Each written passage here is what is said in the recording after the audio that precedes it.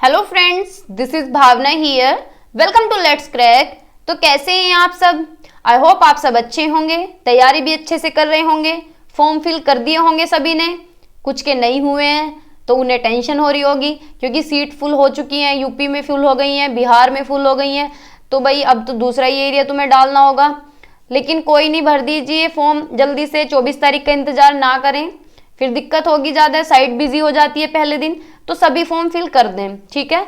तो आज हम करने वाले हैं क्लास 5th। 4 क्लास हम कर चुके हैं इंग्लिश पेडागोजी की, जो कि फुल ऑफ कंटेंट है। अगर आपने नहीं देखी है तो जाकर देख लें, क्योंकि ज़्यादा बड़ी भी नहीं है और सारा कंटेंट कवर किया हुआ है मैंने, ठीक है। मैं एक भी टॉपिक नहीं छोड़ूंगी इंग्लिश का, सारे टॉपिक कवर करूंगी।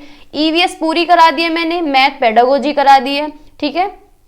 अगर आपने नहीं देखी है तो जाकर प्लेलिस्ट में देख लें, बहुत हेल्प मिलेगी आपको, ठीक है। अगर आप अभी तैयारी करने लगे हैं तो भी आपकी थ्योरी कवर हो जाएगी, क्वेश्चंस प्रैक्टिस आप कर सकते हैं। 1 महीने का टाइम अभी है, ठीक है।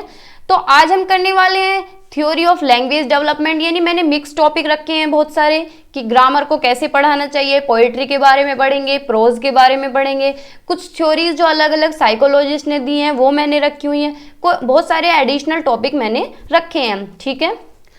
तो स्टार्ट करते हैं टॉपिक को। सेशन में लास्ट तक बने रहिए क्योंकि 3 से 4 नंबर का यहीं से आएगा। साइकोलॉजिस्ट से भी पूछ लेता है कि पियाजे ने क्या बोला है, वाइगोत्स्की, चोम्स्की क्या कहते हैं इंग्लिश के बारे में, ठीक है। बाकी मेथड से भी पूछ लेता है, ग्रामर को कैसे पढ़ाना चाहिए, पोएट्री प्रोज से भी क्वेश्चन आ जाता है एक, ठीक है। तो एंड तक बने रहिए, एक भी पॉइंट आपका निकलना नहीं चाहिए, ठीक है। क्लास में ज़्यादा लंबी लेती नहीं हूँ, 20 से 30 मिनट की क्लास आराम से हो जाएगी, ठीक है।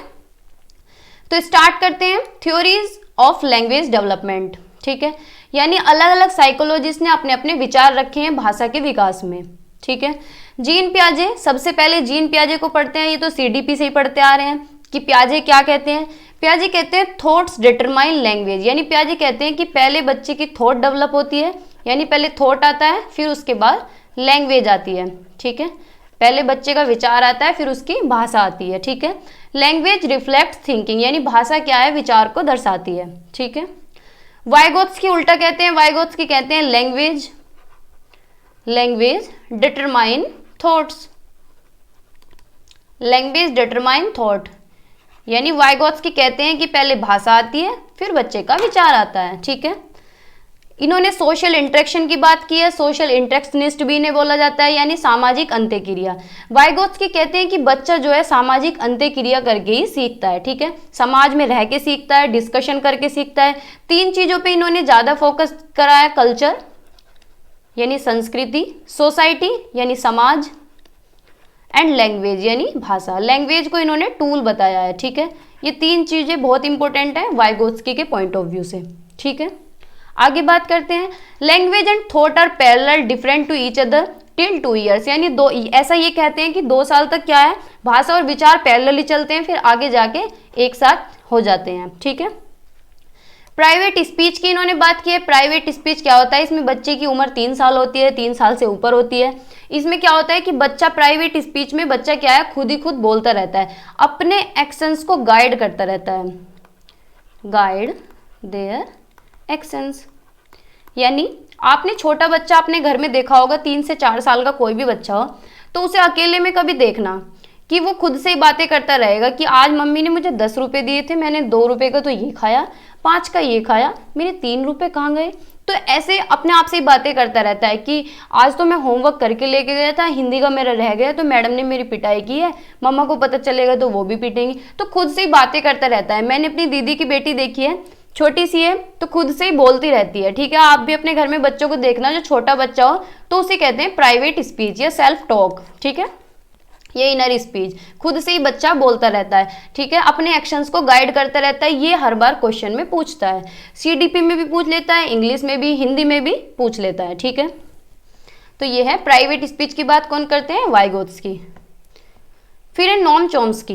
नोम चॉम्स्की इंग्लिश के लिए बहुत इंपॉर्टेंट है, हर बार क्वेश्चन आता ही आता है, ठीक है। Noam Chomsky father of modern linguistic, ठीक है। ये किसके जनक थे, मॉडर्न लिंग्विस्टिक के फादर इन्हें कहा जाता है। इन्होंने ट्रांसफॉर्मेशनल ग्रामर थ्योरी भी दी है इन्होंने, ठीक है। According to Noam Chomsky, child has the innate ability to learn the language. Chomsky कहते हैं बच्चे में जो है भाषा सीखने की क्षमता जन्मजात होती है, जिसे इन्होंने कहा है LAD, लैंग्वेज एक्विजिशन डिवाइस। इसकी फुल फॉर्म भी पूछ लेता है और वैसे भी पूछ लेता है कि LAD की बात कौन करता है, ठीक है। तो कौन करता है? नॉम चॉम्स्की, ठीक है। इन्होंने LAD को यूनिवर्सल ग्रामर भी कहा है, ठीक है। इन्होंने कहा है कि बच्चे जो है नई नई वोकेबलरी याद करते हैं, सीखते हैं, फिर उसे अप्लाई करते हैं, ठीक है। तो ये बहुत इंपॉर्टेंट पॉइंट है। इन्हें फादर ऑफ मॉडर्न लिंग्विस्टिक बोला जाता है। यूनिवर्सल ग्रामर की बात भी यही करते हैं, ट्रांसफॉर्मेशनल ग्रामर भी इन्होंने दी है, ठीक है। LAD की बात भी यही करते हैं। LAD क्या है कि ये बच्चे को कहते हैं बच्चे में क्षमता होती है जन्मजात भाषा सीखने की, ठीक है, जिसे इन्होंने LAD कहा है, लैंग्वेज एक्विजिशन डिवाइस। आगे चलते हैं। फिर BF स्किनर। BF स्किनर ने क्या बोला है? According to Skinner, viewed baby as empty vessels which language had to put in. यानी ये कहते हैं बच्चा जो है खाली बर्तन के समान है कि जैसी भी भाषा आप उसके सामने बोलेंगे वो वैसी ही सीख लेगा, ठीक है। ऐसा स्किनर कहते हैं। ये एक बिहेवियरिज्म है, व्यवहारवादी है ये, ठीक है। Skinner viewed language acquisition as a cognitive behaviour. Skinner कहते हैं कि बच्चा जो भाषा को एक्वायर करता है, जो भाषा को अर्जित करता है, वो क्या है? उसका कॉग्निटिव बिहेवियर, यानी संज्ञानात्मक व्यवहार है उसका, ठीक है। Through repetition and reinforcement child learns language. यानी बच्चा भाषा कैसे सीखता है? रिपीटिशन के थ्रू, दोहराव के थ्रू, रीइंफोर्समेंट के थ्रू यानी पुनर्बलन के थ्रू। यानी वो पॉजिटिव रीइंफोर्समेंट भी हो सकता है, नेगेटिव भी हो सकता है। यानी रिवार्ड और पनिशमेंट की बात भी यही करते हैं कि बच्चा रिवार्ड से भी सीखता है और पनिशमेंट से भी, यानी पिटाई से भी सीख सकता है, प्राइज से भी सीख सकता है, ठीक है। Language arises from stimuli and stimulus response, यानी उद्दीपन करके भी सीखता है, ठीक है। तो ये बात हुई कुछ साइकोलॉजिस्ट के बारे में। अब ग्रामर को कैसे पढ़ाना चाहिए बच्चों को, इस पे हम बात करेंगे, ठीक है, क्योंकि इससे भी एक क्वेश्चन आता है। Teaching of rules at the initial stage does not land much to language learning. यानी जब शुरुआत में हम बच्चे को पढ़ाते हैं तो ज़्यादा रूल्स ना पढ़ाएं, ज़्यादा लैंग्वेज को ना याद कराएं, ठीक है। उसकी रियल लाइफ से रिलेट करें चीज़ों को, तो वो ज़्यादा अच्छे से सीख पाएगा, ठीक है। Grammar teaching should move from meaning to form. यानी ग्रामर बच्चों को किस तरह से पढ़ानी चाहिए कि पहले उसका अर्थ बताएं, पहले मीनिंग बताएं, फिर उसकी फॉर्म बताएं, यानी उसके बाद उसके रूल्स बताएं, ठीक है। पहले डेली लाइफ का कोई भी एग्जाम्पल दें, फिर उसके बाद ग्रामर पे जाएं, ठीक है। इससे ज़्यादा जल्दी याद रहेगा। The goal of grammar instruction is to enable student to carry out their communication purpose. यानी ग्रामर पढ़ाने का क्या उद्देश्य होना चाहिए, क्या इंस्ट्रक्शन होने चाहिए?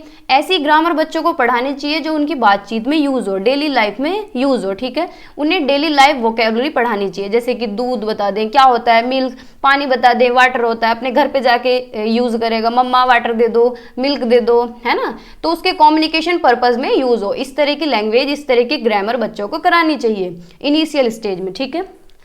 Use the example as teaching tools. यानी एग्जाम्पल्स को ही टीचिंग टूल्स की तरह यूज करें। जो उदाहरण दे रहे हैं उसकी रियल लाइफ से, उसके कंटेक्स्ट से, उनके कंटेक्स्ट से, यानी उसके जो संदर्भ के एग्जाम्पल दे रहे हैं उसे ही टीचिंग टूल्स की तरह यूज करें, ठीक है। गैप फिलिंग ग्रामर एक्सरसाइजेज कराएं, ठीक है। Grammar should B teach in the context. ये पॉइंट इतना इंपॉर्टेंट है कि ग्रामर को कैसे पढ़ाना चाहिए। ग्रामर को बच्चे के कंटेक्स्ट में पढ़ाएं, बच्चे के संदर्भ में पढ़ाएं। कंटेक्स्ट से मतलब होता है उसकी रियल लाइफ से रिलेट करें, उसकी रियल लाइफ से रिलेट करें, उसकी day to day life example दें, ठीक है। उसके रियल लाइफ कंटेक्स्ट से रिलेट करके ही ग्रामर को पढ़ाना चाहिए। यही हिंदी में बोलते हैं, यही इंग्लिश पेडागोजी में बोलते हैं, ठीक है। Teaching of grammar in context, यानी बच्चे को ग्रामर उसके संदर्भ में पढ़ानी है। ये पॉइंट इतना इंपॉर्टेंट है, हर बार पेपर में आता है, ठीक है, क्योंकि ये कॉमन पॉइंट है और ग्रामर पढ़ानी भी ऐसे ही चाहिए, ठीक है। Accuracy in language use can be achieved through integrating knowledge of structures with use and meaning. यानी भाषा पे जो एक्यूरेसी आती है, जो अच्छी पकड़ आती है, वो कैसे आती है कि जो ग्रामर की नॉलेज है उसे इंटीग्रेट करें, उसे यूज करें, उसके मीनिंग को यूज करें, ठीक है। तो ये पॉइंट भी पेपर में आया हुआ है, ठीक है। फिर है फॉर्मल ग्रामर और पर्सपेक्टिव ग्रामर। ये कुछ टेक्निक्स हैं ग्रामर की, ठीक है। Traditional old grammar is perspective grammar. ये आए हुए क्वेश्चन है, तो मैंने आपको बता रही हूँ, ठीक है। नहीं तो ऐसा सिलेबस में नहीं दिया गया, ये एडिशनल टॉपिक है। आप सिलेबस देखेंगे उठा के, उसमें मेन 4 से 5 टॉपिक चैप्टर दिए गए हैं, लेकिन ये एडिशनल है। पेपर में हर बार कुछ ना कुछ नया पूछता रहता है, और अब तो डे बाय डे मतलब हर साल क्या हो रहा है, कुछ ना कुछ नया पूछता है। तो आप थोड़ा सा एडिशनल भी पढ़ लेंगे, कोई दिक्कत नहीं है। सॉरी। फॉर्मल ग्रामर और पर्सपेक्टिव ग्रामर। फॉर्मल ग्रामर यानी जो पुराने टाइम पे ग्रामर पढ़ाया करते थे, जो पहले के टीचर पढ़ाते थे, है ना। कैसे पढ़ाते थे कि पहले रूल बता दिया, फिर उसके फॉर्म्स बता दिए, मतलब अपना मतलब था कि हमें पढ़ाना है, हमें आना है बोर्ड पे, प्रेजेंट इन टेंस लिख दिया, present indefinite, past continuous, present continuous, इनके रूल्स लिख दिए, पढ़ा दिया अपनी मर्जी से। ये मतलब है नहीं कि लाइफ में चाहे यूज हो चाहे ना हो, बस रूल याद हो कि कहाँ हैज लगना है, कहाँ वाज वर लगना है, बस ये रट्टा मार लें और ये एक्सरसाइज कंप्लीट कर लें, ठीक है। तो पहले टाइम पे ऐसे होता था ना। तो ये क्या है, ओल्ड ग्रामर मेथड है, ठीक है, जो पहले टाइम पे यूज होता था, ठीक है। तो याद रखेंगे फॉर्मल ग्रामर और पर्सपेक्टिव ग्रामर जो पहले टाइम पे यूज होती थी, कि रूल्स बता दिए अपने मतलब के लिए, अपने आप पढ़ाया, चाहे बच्चे की कहीं भी लाइफ में वो यूज ना हो रहे हो, बस पढ़ा दिया और चले गए, ठीक है। तो ये क्या था, फॉर्मल ग्रामर और पर्सपेक्टिव ग्रामर, याद रखेंगे ना। फिर है फंक्शनल ग्रामर, ये इंपॉर्टेंट है, ठीक है, इससे क्वेश्चन आता भी है। डेवलप्ड बाय हेलिडे इन 1995। देखो ये पॉइंट पूछा नहीं गया है, लेकिन पूछ सकता है, क्योंकि पिछली बार नए नए नाम पूछे गए थे कि कौन से मेथड को किसने दिया है, ठीक है। तो इसलिए मैंने रख लिया है। फंक्शनल ग्रामर से क्वेश्चन आया हुआ है, लेकिन अब की बार क्या पता नाम पूछ ले कि किसने दिया है, तो याद रखना है डेवलप्ड बाय हेलिडे, ठीक है। It looks at language in context with real life situation, यानी इसमें क्या है, भाषा को कैसे पढ़ाया जाता है, इस तरह देखा जाता है कि रियल लाइफ सिचुएशन से रिलेट करके, बच्चे के संदर्भ से रिलेट करके, ठीक है, उसके कंटेक्चुअल नॉलेज से रिलेट करके पढ़ाएं, ठीक है, उसके कंटेक्स्ट से पढ़ाएं, रियल लाइफ सिचुएशंस क्रिएट करें। It is attention to the way language is actually used in communicative context, यानी इस पे ध्यान दें कि बच्चे को एक्चुअल में यूज कहाँ करनी है लैंग्वेज, वो इस तरह से यूज करे, अपने कम्युनिकेटिव पर्पस में यूज करे, अपनी बातचीत में लैंग्वेज को यूज करे। तो ग्रामर पढ़ने का फायदा भी है भाई, ग्रामर पढ़ के आ रहे हैं तो अपनी डेली लाइफ में भी तो यूज करना चाहिए कि नहीं करना चाहिए, है ना। तो इस तरह से बच्चे को पढ़ाएं कि अपने कम्युनिकेटिव टॉक में वो यूज करे, ठीक है, अब उसकी कम्युनिकेशन भी अच्छी होगी। It focuses on the actual function of words and word pattern, actual में जो फंक्शंस की मीनिंग है, सॉरी वर्ड्स के जो मीनिंग है, शब्द का अर्थ पता हो, पैटर्न पता हो, तो सारी चीज़ों उसे नॉलेज हो, ठीक है। It help the learner to derive meaning from text, यानी फंक्शनल ग्रामर जो पढ़ाने का उद्देश्य है वो ये है कि टेक्स्ट से मीनिंग निकाल सके, वर्ड से मीनिंग निकाल सके, पैसेज से मीनिंग निकाल सके, ठीक है। तो ये मेथड अच्छा है, रियल लाइफ से रिलेट करके ही सारी चीज़ें इसमें चल रही हैं कि मीनिंग को यूज़ करें, वर्ड्स के मीनिंग निकालें, रियल लाइफ से रिलेट करें, कंटेक्स्ट से पढ़ाएं, ठीक है। फिर कुछ मेथड्स हैं ग्रामर पढ़ाने के। फर्स्ट है ट्रेडिशनल मेथड, नाम से ही पता चल रहा है ट्रेडिशनल यानी पुराने ज़माने वाला मेथड, ठीक है। Items taught with help of grammar book, यानी जो भी पढ़ाया जाता है वो सीधा बुक से पढ़ाया जाता है, जो ग्रामर की बुक उठाई उससे ही पढ़ाया जाता है। रूल्स याद कराए जाते हैं, ठीक है, रूल्स याद कराए जाते हैं, डेफिनेशंस याद कराई जाती हैं, ठीक है, पैटर्न याद कराया जाता है, जितने भी लॉज हैं, डेफिनेशन है, सारी चीज़ों पे रट्टा लगवाया जाता है, याद कराई जाती हैं बुक से उठा के, ठीक है। The main procedure of this method is from rule to example, यानी रूल टू एग्जाम्पल कौन से मैगजीन्स को फॉलो करता है, कौन से मेथड को फॉलो करता है, ये है डिडक्टिव मेथड। कौन सा मेथड है, डिडक्टिव मेथड, ठीक है। रूल टू एग्जाम्पल यानी सीधे रूल बताए और फिर एग्जाम्पल करा दिए। It emphasise on rote learning of rules and definition, यानी रट्टा लगवाया जाता है रूल्स का और डेफिनेशंस का, ठीक है। तो कौन सा मेथड है, ट्रेडिशनल मेथड। तो ये मेथड अच्छा नहीं है, नेगेटिव की तरफ जाता है, ठीक है। फिर है informal method. This method advocates the teaching of grammar not by rules but by usage, यानी ये तरीका क्या है कि ग्रामर को कैसे पढ़ाएं, उसे रूल से नहीं पढ़ाएं, उसे यूज करके पढ़ाएं, ठीक है, रियल लाइफ से रिलेट करके पढ़ाएं, यूजेज ज़्यादा करें, रूल्स कम याद करें, है ना। व्हेन ग्रामर, देखो जैसे कि इंग्लिश स्पीकिंग सीखी जाती है, एक तो ग्रामर पढ़ रहा है बच्चा, एक इंग्लिश स्पीकिंग सीख रहा है, तो इंग्लिश स्पीकिंग सीखने का क्या मतलब है, जो लोग इंग्लिश स्पीकिंग सिखाते हैं, जो स्पीकिंग सिखाते हैं, वो क्या करते हैं, वो लैंग्वेज को ज़्यादा से ज़्यादा यूज़ करते हैं। जब ज़्यादा यूज़ करेंगे तो अच्छे से बोलनी भी आएगी। अब आप कितनी भी ग्रामर पढ़ लें, चाहे आप मास्टर्स कर लें, एमए कर ले कोई इंग्लिश से, लेकिन वो तब भी इतनी अच्छी इंग्लिश नहीं बोल पाता जितना एक सीखने वाला बोल लेता है। भाई 3 महीने का कोर्स लिया या कहीं पे भी इंस्टीट्यूट ज्वाइन किया तो वो आराम से सीख लेता है। क्यों सीख लेता है? क्योंकि वो क्या है, इंग्लिश को यूज करता है, उसे ऐसा एनवायरमेंट मिलता है ना। When grammar is taught in the context of real life situation, it is known as pedagogical grammar। ये पॉइंट आया हुआ है, जब ग्रामर को संदर्भ में पढ़ाया जाता है, रियल लाइफ सिचुएशंस में पढ़ाया जाता है, तो उसे क्या बोलते हैं? पेडागोजिकल ग्रामर, यानी शिक्षण शास्त्रीय व्याकरण, है ना। तो ये पॉइंट आप बहुत इंपॉर्टेंट है, ध्यान रखेंगे। मैं इसकी पीडीएफ तो दे ही दूंगी आपको। When grammar is taught in the context of real life situation, तो इसे क्या बोला जाता है? Pedagogical grammar. याद भी नहीं करेंगे तो भी ध्यान रहेगा कि ग्रामर को क्या है, संदर्भ में पढ़ाएं, रियल लाइफ सिचुएशंस के साथ रिलेट करके पढ़ाएं, तो उसे हम पेडागोजिकल ग्रामर बोलते हैं। ठीक है, आया हुआ है सेकंड पेपर में। Student learn language with lot of oral work. बच्चे कैसे सीखते हैं? ज़्यादा से ज़्यादा ओरल वर्क करते हैं तो सीखते हैं। डिमांड लॉट ऑफ प्रैक्टिस भी करते हैं। The student do not gate systematise knowledge of grammar. लेकिन इस मेथड में क्या होता है, बच्चे को एक सिस्टमेटिक तरीका नहीं मिलता ग्रामर को पढ़ने का, क्योंकि यूज पे ज़्यादा ध्यान दिया गया है, रियल लाइफ सिचुएशंस पे ध्यान दिया गया है। ठीक है, आगे चलते हैं। फिर है reference and correlation method. Reference and correlation method, इसका एक अलग नाम भी है, इसे इंसिडेंटल मेथड भी बोलते हैं, और क्वेश्चन भी इसी नाम से पूछा जाता है, इंसिडेंटल मेथड से। ठीक है, this method is also called the incidental method as grammar should be taught by incidental method, यानी ग्रामर कैसे पढ़ाई जानी चाहिए? इंसिडेंटल मेथड के थ्रू। ठीक है, grammar is taught while teaching the textbook और अ कंपोजिशन। इस मेथड में कहा जाता है कि ग्रामर को कैसे पढ़ाएं। जब भी कोई टेक्स्ट बुक पढ़ा रहे हैं, कोई चैप्टर पढ़ा रहे हैं, या कोई भी रचना कंपोजिशन पढ़ा रहे हैं, तो उसमें बताएं कि देखो ये जो टेंस है ये इस तरह से यूज हो रहा है, यहाँ पे इज का यूज हो रहा है तो क्यों हो रहा है, ये पिछली बात हो रही है, पुरानी बात हो रही है तो यहाँ वाज का यूज हो रहा है, तो इस तरह से रिलेट करके पढ़ाएं। जब टेक्स्ट बुक या कोई भी रचना कंपोजिशन पढ़ाएं तो तब ग्रामर को बताएं कि इस तरह यूज हो रही है। ठीक है, this method lays stress on the application of rules and their usage, यानी ये मेथड किस चीज़ पे अप्लाई करता है कि ग्रामर अप्लाई कहाँ हो रही है, कहाँ उसके रूल्स लग रहे हैं और कहाँ ये यूज हो रही है। ठीक है, इस चीज़ पे फोकस रहता है कोरिलेशन मेथड का। इसे इंसिडेंटल मेथड भी बोलते हैं, ये आप ध्यान में रखेंगे। ठीक है, इससे क्वेश्चन आता है, इंपॉर्टेंट मेथड है। ठीक है, इंडक्टिव एंड डिडक्टिव मेथड, ये तो सदाबहार है, ये तो हर एक पेडागोजी में पूछता है। इंडक्टिव मेथड यानी एग्जाम्पल बता रहे हैं, फिर उसके बाद रूल पे जा रहे हैं, और डिडक्टिव मेथड पहले रूल बता रहे हैं, फिर उसके बाद एग्जाम्पल पे जा रहे हैं। तो ये सेकेंडरी क्लासेस के लिए सही होता है, या हायर क्लासेस के लिए। ठीक है, ये छोटी क्लासेस में नहीं चलता, ये प्राइमरी के लिए अच्छा होता है कि भाई बच्चों को पहले एग्जाम्पल दें, फिर उसके बाद रूल बताएं। छोटे बच्चे होते हैं तो इतनी जल्दी से समझ नहीं पाते हैं, तो ये मैक्सिम्स की तरफ जाता है, नॉन टू अननोन। ठीक है, यानी ज्ञात से अज्ञात की तरफ। ठीक है, teaching of pros and poetry. अब ये है कि प्रोज और पोएट्री को कैसे पढ़ाएं, इन दोनों को अलग अलग करके पढ़ेंगे।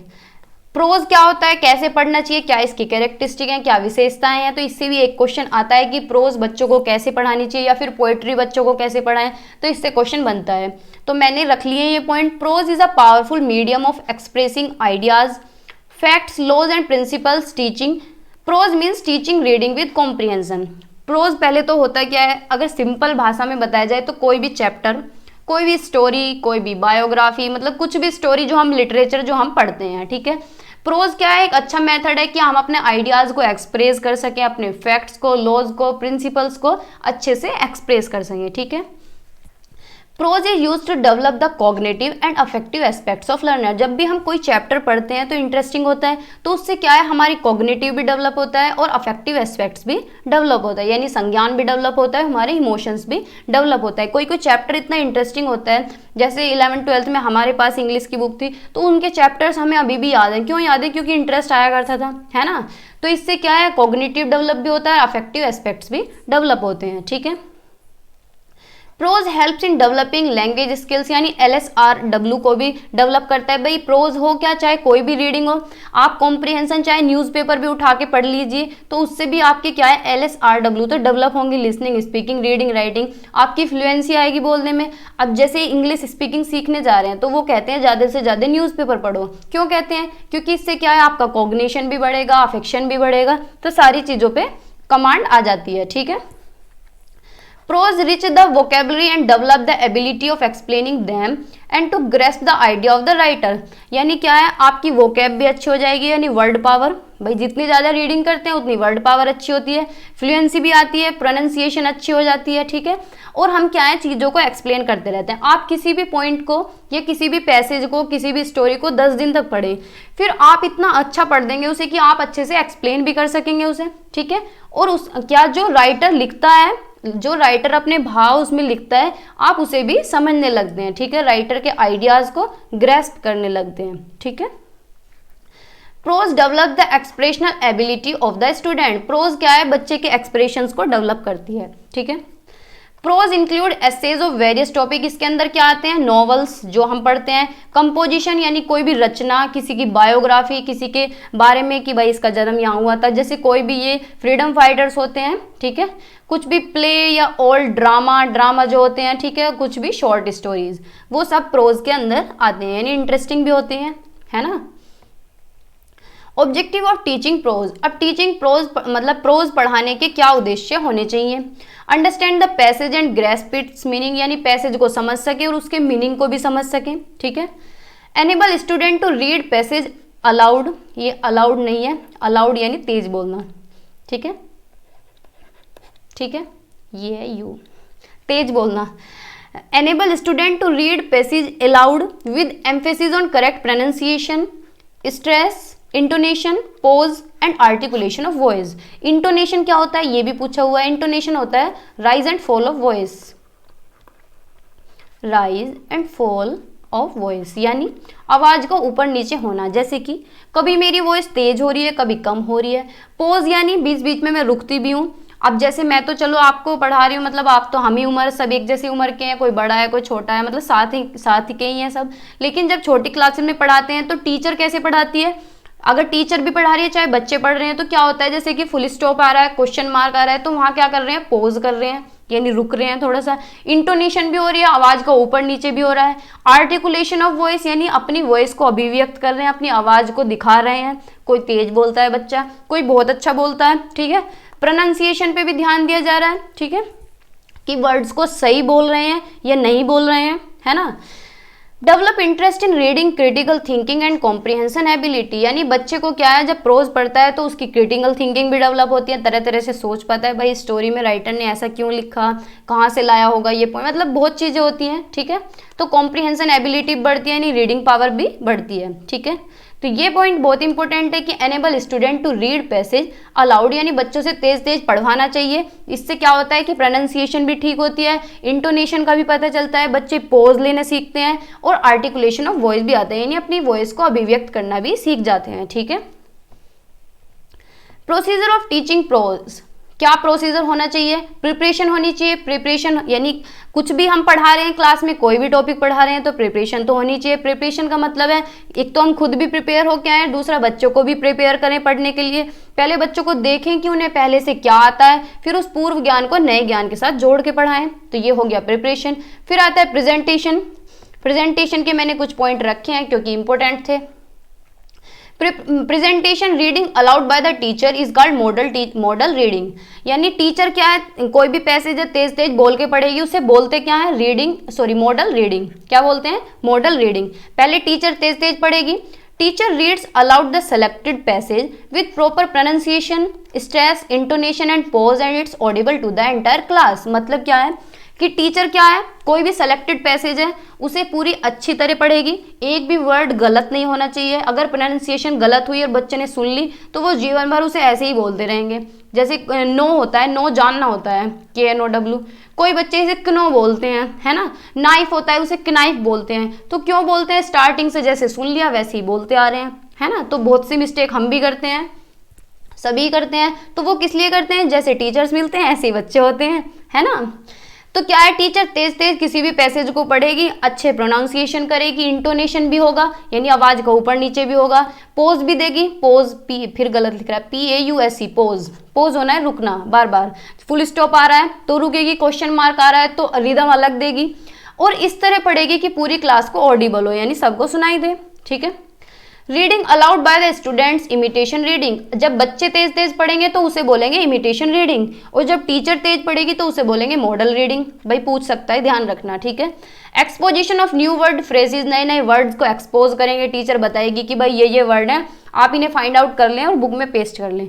हमारे जो प्रिंसिपल थे वो ऐसे कराया करते थे कि बुक में अंडरलाइन कर लिए हार्ड वर्ड, फिर उनके डिक्शनरी में मीनिंग निकाल लिए और बुक में पेस्ट कर लिए, तो ऐसे ही कराया करते थे। तो after exposition teacher ask the student to read the passage silently, पूरा पैसेज समझाने के बाद, सारे वर्ड समझाने के बाद फिर टीचर कहती है कि भाई इसे आराम आराम से पढ़ो मन मन में, जिससे कि तुम इसका मतलब समझ सको। फिर कॉम्प्रिहेंशन क्वेश्चंस करेगी, ठीक है। तो ये हुआ प्रेजेंटेशन। फिर है रिकैप्चुलेशन। रिकैप्चुलेशन होता है रिकैप, यानी जैसे टीवी में होता है रिकैप, यानी पूरे का समरी, पूरे का अर्थ बता दे कि हाँ ये हमने मतलब टॉपिक के एंड में सारा काम खत्म हो गया, क्लास लेक्चर खत्म होने वाला है, तो बाद में क्या है पूरा रिकैप हो गया एक, ठीक है, जो हमारा ऑब्जेक्टिव था वो पूरा हो गया। फिर है होम असाइनमेंट। होम असाइनमेंट यानी कोई भी असाइनमेंट देगी घर से पढ़ने के लिए कि इसके बेसिस पे क्या है आपको क्वेश्चंस पुट आउट करके लेके आने हैं, वर्ड्स मीनिंग लेके आने हैं, ठीक है, डिफिकल्ट वर्ड अलग लिखने हैं, तो फिर है होम असाइनमेंट। फिर पोइट्री के बारे में कुछ पढ़ लेते हैं। पोइट्री क्या होता है? Musical and metrical forms of language are poetry, यानी पोएम, कोई भी कविता क्या है म्यूजिकल फॉर्म में होती है, मेट्रिकल फॉर्म में होती है, गा के सुनाते हैं सब, है ना। Poetry is a thing of beauty, beauty of form, beauty of ideas. Poetry क्या है? एक कितनी सुंदर होती है पोइट्री, वीर तुम बड़े चलो, धीर तुम बड़े चलो, कितनी अच्छी होती है ना। तो ये क्या है, इसकी सुंदरता होती है पोइट्री की। कोई भी पोएम हो, कोई भी कविता हो, अपने आप में बहुत अच्छी होती है, उसके आइडियाज इतने सुंदर तरीके से डिजाइन करता है राइटर, ठीक है, पोइट, उसके थॉट्स को और इमोशंस को, ठीक है। It is the best form of composition of expressing feelings and emotions. Writer जो है, पोएट जो है, एक अच्छा तरीका है ये अपनी फीलिंग्स को दिखाने का, अपने इमोशंस को दिखाने का। It advocates our feeling and emotions, यानी हमारी फीलिंग्स को भी एडवोकेट करती है, हमारी फीलिंग्स को भी दर्शाती है, वो हमारे इमोशंस को भी दर्शाती है। कितना मजा आता है कोई भी पोएम, बचपन की पोएम अब तक याद रहती है, क्यों रहती है? क्योंकि मजा आता था, है ना। क्या है? Source of enjoyment, encouragement, aesthetic sense and pleasure, यानी क्या होता है, मजा भी आता है, खुश होते हैं, आनंद मिलता है, ठीक है, एस्थेटिक सेंस आती है, ठीक है। तो ये पॉइंट बहुत इंपॉर्टेंट है भाई, पेपर में आया है। It is the Saul of English literature, English literature की एक तरह से आत्मा है, यानी चार चांद लगा देती है पोएम किसी भी बुक में। It is simple, sincere and passionate expression, ठीक है।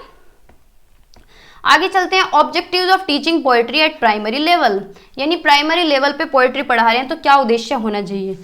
To enable the learners to decide the poem with proper rhymes and intonation, कि बच्चों को क्या है पोएम एक अच्छे तरीके से सिखाएं, एक रिदम में सिखाएं, यानी एक लहर बना के, सिंपल भाषा में बोले तो प्रॉपर राइम के साथ, कि भाई लहर नहीं बिगड़नी चाहिए, पोएम का मजा बिगड़ जाता है। इंटोनेशन, आवाज का ऊपर नीचे होना, ठीक है।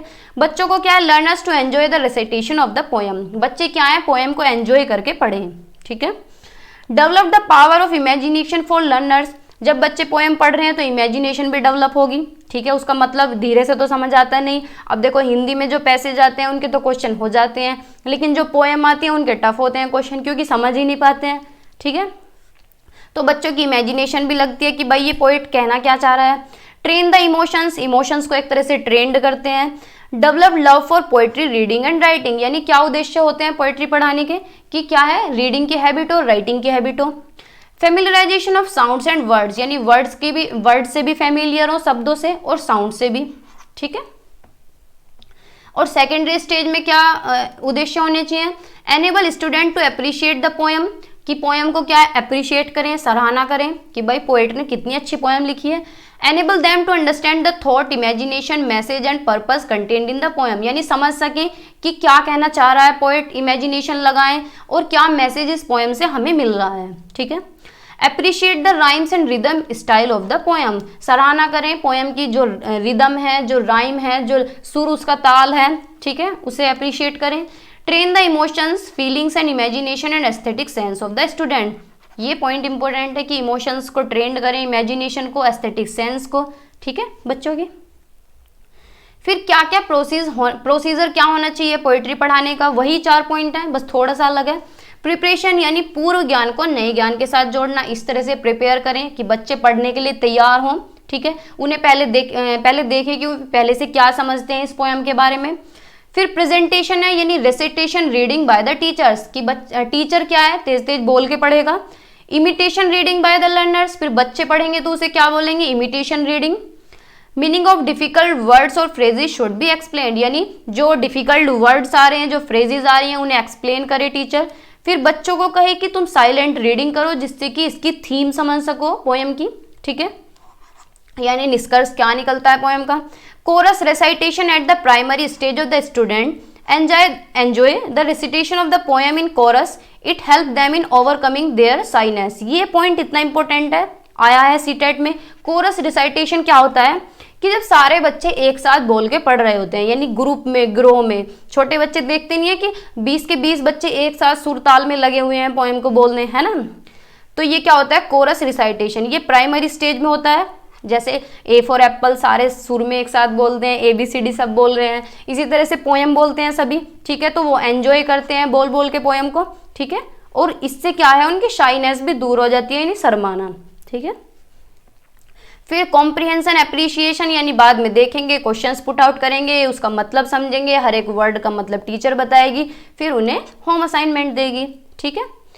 तो ये हुई कुछ पोएट्री प्रोज के बारे में, और हमने मेथड्स पढ़े हैं। तो एक क्वेश्चन मेथड से जरूर बनता है, ठीक है, और पोएट्री प्रोज से पूछ लेता है कि प्राइमरी में किस तरह से पढ़ाना चाहिए बच्चों को, पोएम रिसाइट करानी चाहिए, कैसे करानी चाहिए पोएम, पोएम को रिसाइट कराना चाहिए, यानी गानी चाहिए, सिंग करनी चाहिए, है ना, ठीक है। बस आज की वीडियो में इतना ही रखते हैं। अगर आप चैनल पे नए हैं तो सब्सक्राइब कर दे, और पुराने हैं और नहीं किया हुआ है तो भाई कर दो तुम भी, ठीक है। बाकी EVS पढ़ लेना, पूरी मैंने करा दी है। इंग्लिश हमारी कंप्लीट होने वाली है, 1 से 2 लेक्चर लगेंगे, पूरी कंप्लीट हो जाएगी। फिर प्रैक्टिस करेंगे आराम से, प्रैक्टिस आप खुद भी करते रहिए, ठीक है। मैं आपको सारा कंटेंट दे रही हूँ, आप कंटेंट पढ़िए और क्वेश्चंस को लगाइए, ठीक है। बाकी जो भी आपकी डाउट हो कमेंट सेक्शन में पूछ सकते हैं, और जो भी एक्स्ट्रा टॉपिक या कोई छूट जाता है टॉपिक तो बता दिया करें कि ये टॉपिक रह गया है इंग्लिश में, ठीक है। बाकी मैं सारे टॉपिक कवर करने की कोशिश करूंगी, एक भी टॉपिक आपका नहीं छूटेगा, ठीक है। Thank you, bye bye, take care. आप तैयारी करते रहिए, पढ़ते रहिए, मुस्कुराते रहिए, क्वेश्चन सोल्व करते रहिए, मॉक टेस्ट लगाइए, और फॉर्म अगर नहीं डाला है तो भाई डाल दो, क्योंकि सब जगह के सेंटर फुल हो चुके हैं, ठीक है। तो बस इतना ही रखते हैं, बाय बाय।